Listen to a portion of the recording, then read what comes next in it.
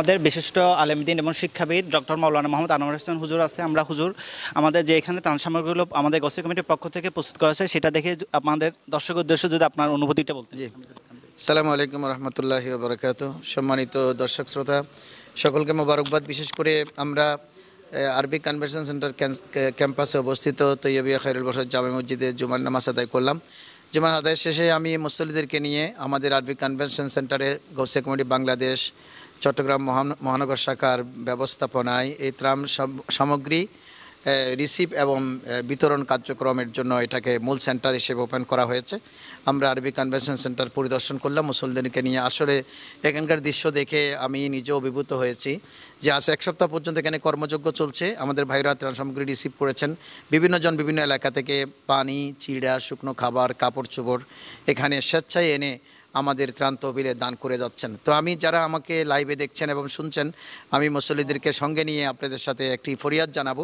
যা চট্টগ্রামবাসী, বিশেষ করে চট্টগ্রামের মা বোনেরা আমাদের যারা লাইভ দেখছেন, আমি তাদের কাছে আবেদন করব যে আপনারা ঘরে কাপড় চোপড় আছে, ঘরে আপনাদের সংরক্ষিত টাকা পয়সা আছে। আমি ঢাকাতে দেখেছি যে টিএসসির ওখানে যখন ছাত্ররা টাকা পয়সা চাচ্ছেন তখন অনেকের বাসায় রক্ষিত ব্যাংক, ছেলে মেয়েদের ব্যাংক সুরক্ষিত কয়েনগুলো নিয়ে ওখানে এসে দান করছেন।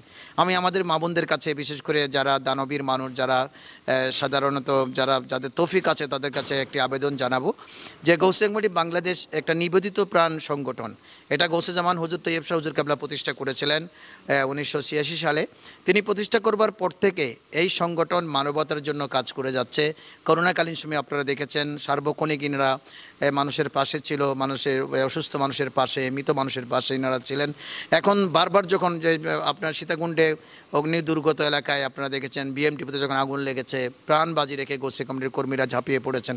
আজকে যেদিন থেকে আমাদের দেশে এই বন্যা দেখা দিয়েছে সেদিন থেকে কিন্তু গৌসে কমিটির স্থানীয় পর্যায়ে আপনি নোয়াখালী, ফেনী, ঢাকা, আপনি কুমিল্লা, ব্রাউনবাড়িয়া, ফটিকছড়ি, হাটাজারি প্রত্যেকটা এলাকায় গৌসে কমিটির স্থানীয়ভাবে কিন্তু এরা এক সেকেন্ড বসা ছিলেন না, রাত্রদিন 24 ঘন্টা খেদমত করেছেন।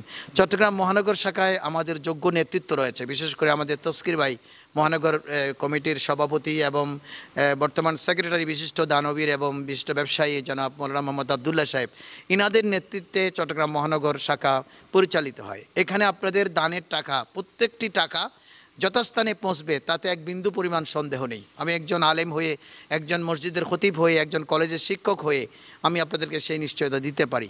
যারা আমাদেরকে লাইভে দেখছেন, আপনাদের প্রতি অনুরোধ থাকবে যে আপনারা গৌসে কমিটির কার্যক্রম চলমান থাকবে, কারণ বন্যার পরবর্তী সময়টা কিন্তু খুবই করুণ। যে ওরা বন্যা শেষে, বন্যা চলাকালীন সময়ে তো তারা রিলিফ পেয়েছে, এখন কিন্তু মানুষ এক সপ্তাহ পরে তাদেরকে ভুলে যাবে। এই এক সপ্তাহ পরে ওদের বাড়িঘর তৈরি করে দেওয়া দরকার আছে, ওদের বীজতলায় বীজ বপন করা, ওদেরকে গরু কিনে দেওয়া, হালের নাঙ্গল জুয়াল কিনে দেওয়া, কারণ কোনো কিছু নেই ওদের পরনের কাপড়টা ছাড়া, আর কোনো কিছু নেই। ওদের ছেলে মেয়েদের বই পুস্তক, এই যে এইচএসসি এসএসসি যারা পরীক্ষা দেবে তাদের কিচ্ছু নেই, তাদের অ্যাডমিট কার্ডটা পর্যন্ত নেই। এই দুর্যোগ থেকে তাদেরকে বাঁচাতে হলে আমাদেরকে সরকারি ব্যবস্থাপনার পাশাপাশি বেসরকারি সংস্থাগুলো প্রচুর দান সদকা নিয়ে তাদের হাতে হাজির হতে হবে। আমি পাশাপাশি আপনাদেরকে আরেকটা মেসেজ দেই, বন্যা দুর্গতর প্রতিটি মানুষ কিন্তু জাকাত খাওয়ার উপযুক্ত, যত মুসলমান আছে। কেন? তারা তো কালকে পয়সাওয়ালা ছিলেন, আজকে তো নিঃস্ব হয়ে গেছেন। এই নিঃস্ব মানুষগুলি এখন মিসকিন, তারা কিন্তু জাকাত ফান্ডের টাকাও রিলিফ হিসেবে নিতে পারবেন। আপনার বলার দরকার নেই, আপনি আপনার জাকাত ফান্ডের টাকাও আমাদের গৌসে কমিটির এই রিলিফ ফান্ডে আপনারা দান করতে পারেন।